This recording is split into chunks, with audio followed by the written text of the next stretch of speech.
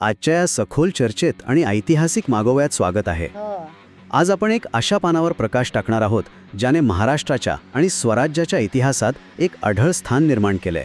नक्कीच. आपण फक्त 1670च्या एका युद्धाची माहिती घेणार नाही आहोत, तर त्यामागचा जो अंगावर काटा आणणारा भावनिक आणि रणनीतिक प्रवास आहे ना, तो उलगडणार आहोत. हो, आणि तो प्रवास समजून घेणं खूप गरजेचं आहे. अगदी. कोंढाणा युद्ध आणि तानाजी मालुसरे यांचा सर्वोच्च त्याग. बघा, या चर्चेची सुरुवातच एका अत्यंत भावस्पर्शी प्रसंगातून होते. एका बाजूला घरात मुलाच्या म्हणजे रायबाच्या लग्नाची लगबग सुरू आहे. सणई चौघडे वाजत आहेत, घराला तोरण बांधलं जात आहे, आनंदाचं वातावरण आहे सगळीकडे. हो. आणि अगदी त्याच वेळी एक निरोप येतो की कोंढाणा किल्ला स्वराज्यात परत आणायचा आहे. त्या क्षणी घरातील कर्ता पुरुष क्षणाचाही विलंब न लावता एक ऐतिहासिक उद्गार काढतो. आधी लगीन कोंढाण्याचं, मग माझ्या रायबाचं. हो, हेच ते शब्द. हे शब्द ऐकतानाच आजही अंगावर कसा काटा येतो. नक्कीच येतो. आणि या एका वाक्यात केवढा मोठा अर्थ दडलेला आहे हे समजून घेणं खूप महत्वाचं आहे. हे केवळ एक वाक्य नाही आहे, तर हा एका निष्ठेचा हुंकार आहे. खरंय. या निर्णयाची किंमत स्वतःच्या प्राणांची आहुती देऊन चुकवावी लागणार आहे याची पूर्ण जाणीव एका अनुभवी सेनापतीला असणारच. म्हणजे मृत्यूसमोर दिसत होता तरीही. हो, तरीही. एका बाजूला वैयक्तिक आयुष्यातील सर्वात मोठा आनंद, एक पिता म्हणून आपल्या मुलाचं लग्न पाहण्याचं स्वप्न, आणि दुसऱ्या बाजूला आपल्या राजाने दिलेली स्वराज्याची हाक. अशा वेळी त्यांनी स्वराज्याला निवडलं. अफाटे. हे घटना केवळ एका सैनिकाचं कर्तव्य राहत नाही, तर एका माणसाने आपल्या ध्येयावर केलेल्या सर्वोच्च प्रेमाचं ते एक जिवंत उदाहरण बनतं. हाच धागा पकडून मला 1670च्या त्या परिस्थितीबद्दल जाणून घ्यायचंय. शिवाजी महाराजांनी नेमक्या याच वेळी कोंढाणा जिंकण्याचा इतका दृढ निश्चय का केला असावा? यामागे खूप मोठं राजकीय कारण होतं. कारण 1665चा पुरंदरचा तह आणि त्यानंतरच्या घडामोडींचा संदर्भ इथे खूप महत्वाचा ठरतो, नाही का? अगदी बरोबर. पुरंदरच्या तहाची पार्श्वभूमी समजल्याशिवाय आपल्याला कोंढाण्याचं महत्त्व लक्षात येणार नाही. 1665 मध्ये जेव्हा मिर्झाराजे जयसिंग यांनी स्वराज्यावर चाल केली, तेव्हा नाईलाजाने म्हणजे अत्यंत नाईलाजाने शिवाजी महाराजांना पुरंदरचा तह करावा लागला होता. आणि त्यात खूप नुकसान झालं होतं स्वराज्याचं. हो, प्रचंड नुकसान. या तहात स्वराज्याला आपले तब्बल 23 किल्ले मुघलांना द्यावे लागले होते. 23 किल्ले? बापरे. हा केवळ भौगोलिक किंवा लष्करी तोटा नव्हता, तर तो स्वराज्याच्या अस्तित्वावर आणि मावळ्यांच्या मानसिकतेवर झालेला एक प्रचंड मोठा आघात होता. नक्कीच. आणि त्या 23 किल्ल्यांमध्ये कोंढाणा हा एक अत्यंत मोक्याचा किल्ला होता. म्हणजे पुण्याच्या अगदी जवळ असल्यामुळे. हो, कोंढाण्याची भौगोलिक रचनाच अशी आहे की तिथून संपूर्ण पुणे प्रांतावर आणि आजूबाजूच्या प्रदेशावर अत्यंत सहज नियंत्रण ठेवता येतं. तो स्वराज्याच्या छातीवर रोखलेल्या एका तलवारीसारखा होता. म्हणजे जोपर्यंत कोंढाणा मुघलांच्या हातात आहे तोपर्यंत स्वराज्याची राजधानी सुरक्षित नव्हती. अगदी. खुद्द पुणे शहर सुरक्षित राहू शकत नव्हतं. म्हणजे कोंढाणा जिंकणं ही केवळ एखादा मुलूक मिळवण्याची मोहीम नव्हती, तर स्वराज्याची अस्मिता आणि सुरक्षितता परत मिळवण्याची ती एक अनिवार्य पायरी होती. हो, स्वराज्याच्या संरक्षणासाठी ते अत्यावश्यक होतं. पण मग हा किल्ला जिंकणं इतकं अशक्यप्राय का मानलं जात होतं? तिथे त्यावेळी मुघलांचा कोणता किल्लेदार होता? कोंढाण्यावर त्यावेळी उदयभान राठोड या अत्यंत क्रूर आणि पराक्रमी मुघल किल्लेदाराचं नियंत्रण होतं. उदयभान? हो, उदयभान हा राजपूत योद्धा होता आणि तो मुघल साम्राज्याशी अत्यंत एकनिष्ठ होता. त्याच्या हाताखाली केवळ 100-200 नव्हे, तर हजारो प्रशिक्षित सैनिकांची फौज होती. बापरे. म्हणजे सैन्यबळ प्रचंड होतं त्याच्याकडे. प्रचंड होतं. शिवाय मुघलांचा शस्त्रास्त्रांचा आणि दारुगोळ्याचा खूप मोठा साठा तिथे होता.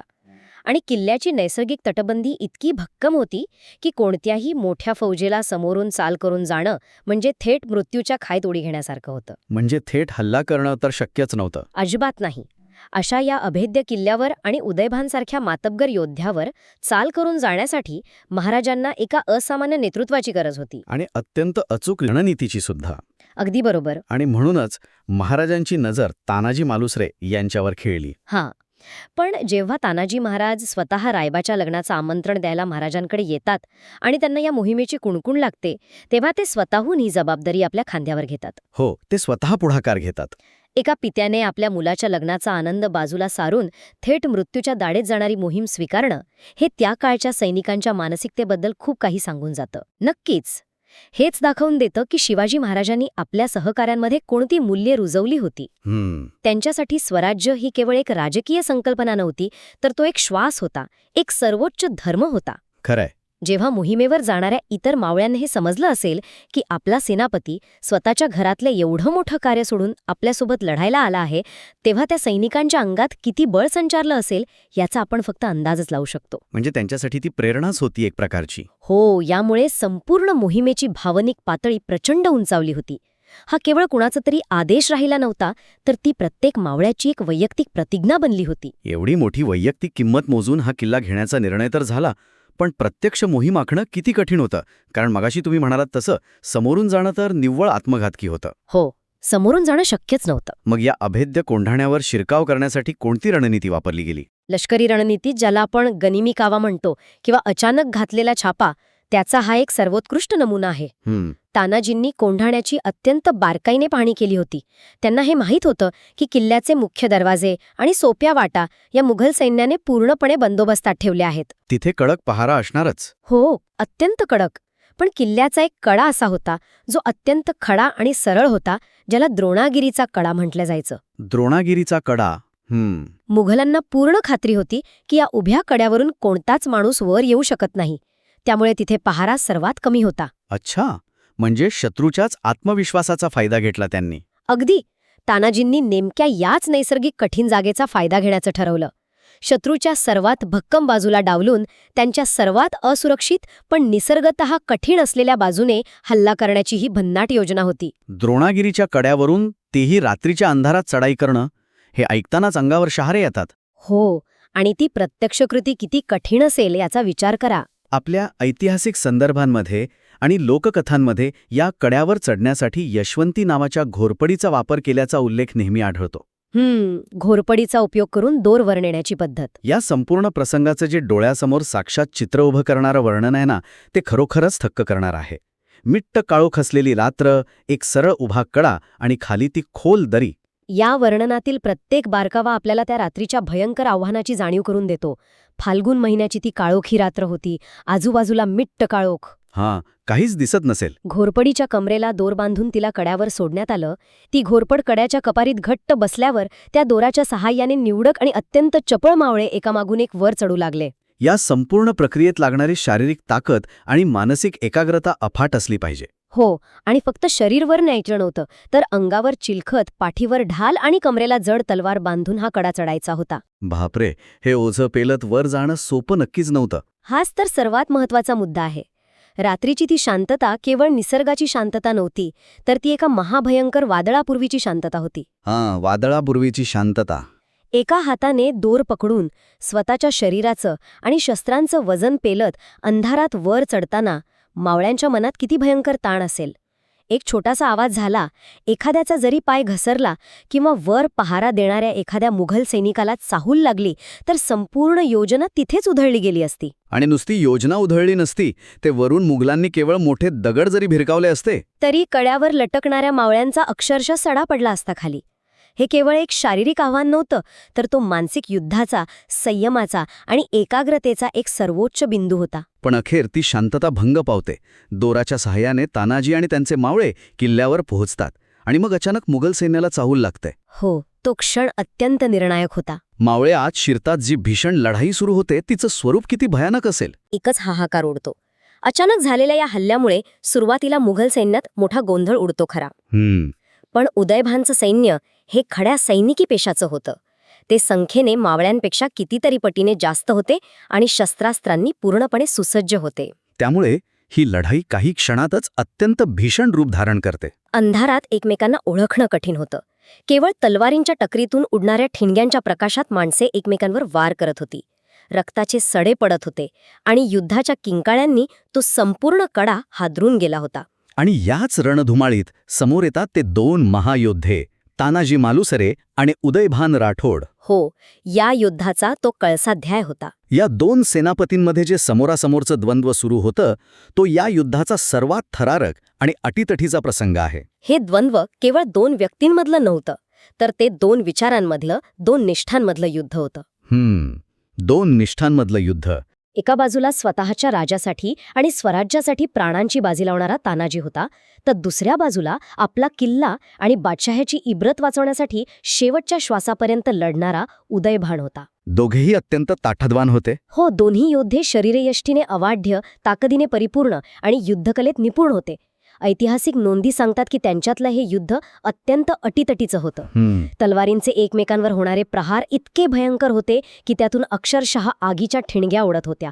एकमेकांवर मात करण्याची चीड दोघांच्याही डोळ्यात स्पष्ट दिसत होती. आणि लढता लढता एक वेळ अशी येते जेव्हा उदयभानच्या एका भयंकर प्रहारामुळे तानाजींच्या हातातील ढाल तुटून पडते. हो, तो अत्यंत धोक्याचा क्षण होता. कोणत्याही योद्ध्यासाठी युद्धभूमीवर ढाल तुटणं हे मृत्यूला सामोरं जाण्यासारखंच असतं. पण तिथे तानाजी जे करतात ते त्यांच्या वेडेपणाच्या सीमेपर्यंत गेलेल्या निष्ठेचं दर्शन घडवतं. अगदी बरोबर. कोणत्याही सामान्य सैनिकाने ढाल तुटल्यावर माघार घेतली असती किंवा बचाव करण्याचा प्रयत्न केला असता. पण तानाजींनी क्षणभराचाही विचार न करता आपल्या डोक्याचा फेटा काढला आणि तो स्वतःच्या डाव्या हातावर घट्ट गुंडाळला. बापले, फेटा गुंडाळला हातावर? आणि त्या फेट्या गुंडाळलेल्या हातावर ते उदयभानच्या तलवारीचे वार झेलू लागले. हे अकल्पनीय आहे. केवळ कापडाच्या अडसरावर तलवारीचे घाव झेलताना त्या हाताची काय अवस्था झाली असेल याचा नुसता विचार अंगावर काटा आणतो. शरीरातून भळभळा रक्त वाहत असतानाही त्यांचा उजवा हात सतत उदयभानवर प्रहार करत होता. ही केवळ शारीरिक ताकद नव्हती, तर ती स्वराज्यप्रती असलेली असीम भक्ती होती जी त्यांना वेदना विसरायला लावत होती. पण शेवटी माणसाच्या शरीराला एक मर्यादा असतेच. हो, असतेच. एकमेकांवर केलेले प्राणघातक वार वर्मी बसतात आणि लढता लढता हे दोन्ही महायोद्धे जमिनीवर कोसळतात. तानाजी अत्यंत गंभीर जखमी होऊन रक्ताच्या थारोळ्यात पडतात. कोणत्याही युद्धाच्या इतिहासात हा एक अत्यंत निर्णायक क्षण असतो. जेव्हा लढाईत प्रत्यक्ष सेनापती कोसळतो तेव्हा सैन्याच्या मनोधैर्यावर त्याचा भयंकर परिणाम होतो. सैन्य खचून जातं. हो, कारण सेनापती हा केवळ आदेश देणारा नसतो, तर तो सैन्याचा आत्मा असतो, त्यांची ऊर्जा असतो.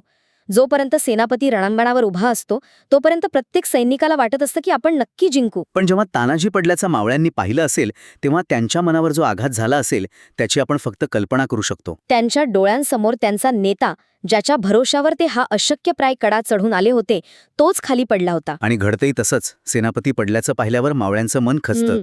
समोर अफाट मुघल सैन्य आणि आपला नेता तर पडलाय या विचाराने ते मागे फिरायला लागतात. जीव वाचवण्यासाठी ते पुन्हा त्या कड्याच्या दिशेने पळू लागतात. मृत्यू समोर दिसत असताना जगण्याची धडपड करणे आणि सैरावैरा पळू लागणे ही अत्यंत नैसर्गिक मानवी प्रतिक्रिया आहे. मुघल सैन्याने या संधीचा फायदा घेऊन मावळ्यांची कत्तल करायला सुरुवात केली असती आणि ती मोहीम तिथेच पूर्णपणे फसली असती. पण अगदी त्याच क्षणी या कथेत एका नव्या नायकाचा प्रवेश होतो. सूर्याजी मालुसरे, तानाजींचे सख्खे भाऊ. हो, सूर्याजींची भूमिका इथे खूप महत्वाची आहे. सूर्याजी खालून आणखी काही मावळ्यांना घेऊन त्याचवेळी वर पोचतात आणि समोरचं हे विदारक दृश्य पाहतात. सूर्याजींचं पुढे येणं हे संकटाच्या काळात नेतृत्वाने कशी भूमिका घ्यावी याचं एक ज्वलंत उदाहरण आहे. परिस्थिती पूर्णपणे हाताबाहेर जात होती. स्वतःच्या सख्ख्या भावाचा रक्ताळलेला मृतदेह समोर पडलेला असताना कोणत्याही माणसाला शोक अनावर झाला असता. हो, साहजिकच आहे. पण सूर्याजींनी त्या क्षणी भावनिक न होता अत्यंत कठोर अशी लष्करी रणनीती वापरली.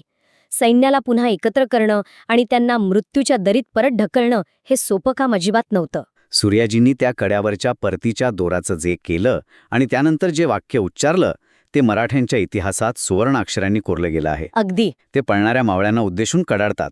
अरे, तुमचा बाप इथे मरून पडलाय आणि तुम्ही नामर्दासारखे काय पळताय? मागे फिरू नका. मी कड्यावरचा दोर कधीच कापून टाकलाय. आता एकतर शत्रूवर तुटून पडा आणि किल्ला जिंका, नाहीतर कड्यावरून उड्या मारून जीव द्या. सूर्याजींनी परतीचे दोरच कापून टाकले होते. हेच तर सर्वात महत्वाचं आणि निर्णायक पाऊल होतं.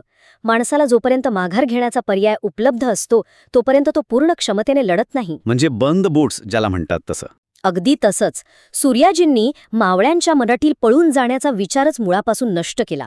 जेव्हा माणसाला माहीत असतं की मागे फिरण्यासाठी कोणताही रस्ता उरलेला नाही आणि समोरच्याला मारल्याशिवाय आपण वाचू शकत नाही, तेव्हा तो आपल्या क्षमतेच्या पलीकडे जाऊन लढतो. सूर्याजींच्या या एका वाक्यानंतर मावळ्यांच्या मनातील भीती आणि नैराश्याची जागा एका भयंकर रागाने आणि सुडाच्या भावनेने घेतली. आपल्या नेत्याच्या मृत्यूचा बदला घेण्याची ती आग होती. या एका वाक्यानंतर मावळ्यांनी जो रणसंग्राम केला तो खरोखरच अद्भुत होता. उरलेल्या मुघल सैन्यावर ते भुकेल्या वाघासारखे तुटून पडले आणि अखेर त्यांनी तो अजिंक्य कोंढाणा किल्ला जिंकूनच दाखवला. हो, आणि गडावरचा तो गवताचा गंज पेटवून विजयाचा इशारा दिला गेला. मोहीम फत्ते झाली होती. स्वराज्याच्या झेंड्याखाली कोंढाणा पुन्हा आला होता, पण या विजयाची किंमत एवढी मोठी होती जी कोणत्याही राज्याला परवडणारी नव्हती. हो, किंमत खूपच मोठी होती. आणि जेव्हा हा निरोप शिवाजी महाराजांपर्यंत पोहोचतो, तो प्रसंग अत्यंत वेदनादायी आहे.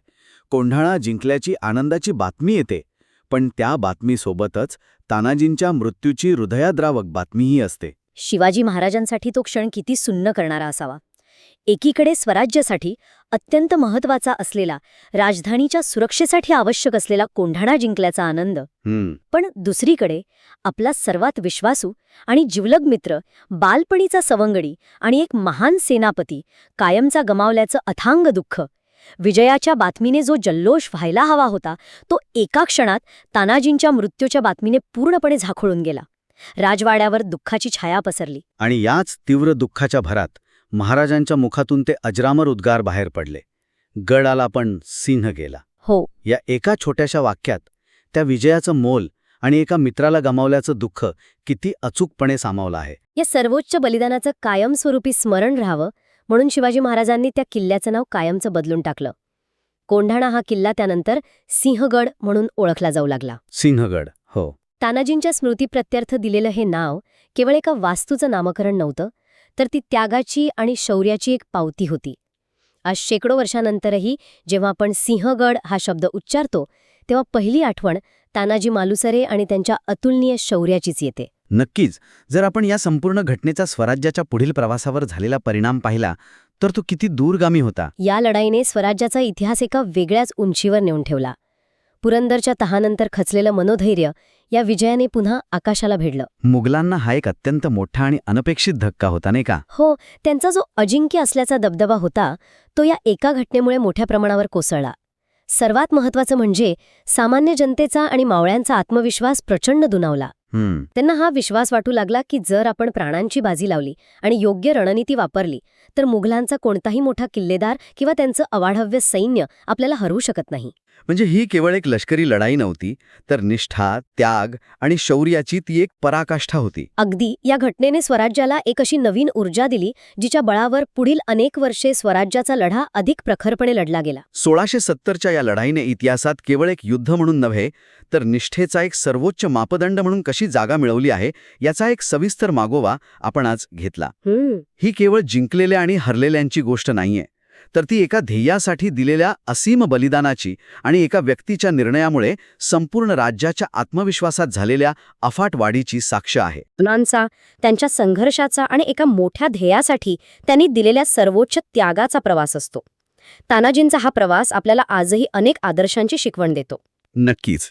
या ऐतिहासिक प्रवासाच्या शेवटी इतिहासाच्या पानांमध्ये कायम गुंजत राहणारा एक प्रश्न मागे उरतो. कोणता? एका व्यक्तीने स्वतःच्या कुटुंबातील सर्वांत मोठा आणि व्यक्तिगत आनंदापेक्षा एका राष्ट्रीय मोहिमेला दिलेलं प्राधान्य आणि त्यातून मिळालेला विजय, या गोष्टीने संपूर्ण स्वराज्याची मानसिकता कशी कायमची बदलून टाकली असेल.